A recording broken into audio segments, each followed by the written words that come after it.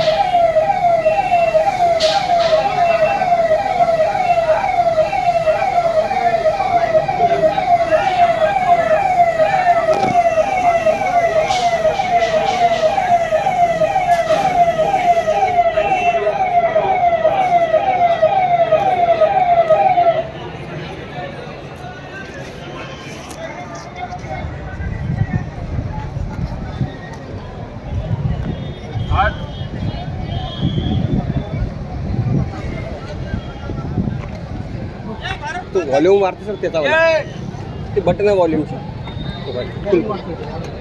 फुल आहे फुल आहे.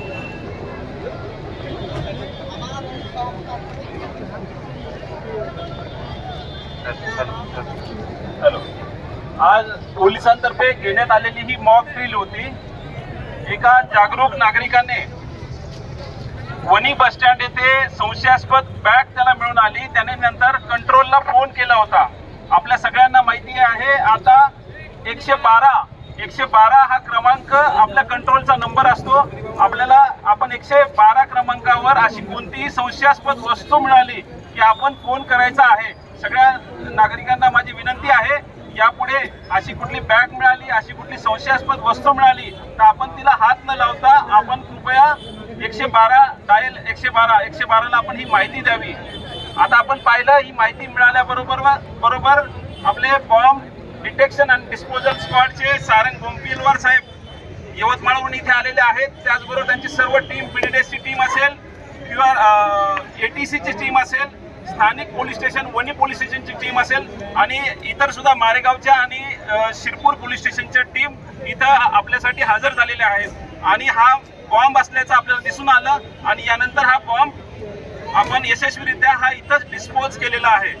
तर या प्रॅक्टिसच्या माध्यमातून आपल्या सगळ्यांना पुन्हा एकदा विनंती, येणाऱ्या सणासुदीच्या काळामध्ये अशी कुठलीही संशयास्पद वस्तू आढळल्यास आपण तिला स्पर्श न करता तात्काळ पोलिसांना संपर्क करावा. मी यवतमाळ जिल्हा पोलीस दलाच्या वतीने आपल्या सर्व नागरिकांची जी गैरसोय झाली त्याबद्दल माफी मागतो. त्याचबरोबर बीडीडीएसची टीम, प्युअरिटीची टीम आणि एटीसीची टीम यांचं सर्वांचं अभिनंदन करतो आणि आभार मानतो. त्याचबरोबर स्थानिक police station, Wani police station, Maregaon आणि शिरपूर पोलीस स्टेशनचं सुद्धा आभार मानतो. थँक्यू. जय हिंद.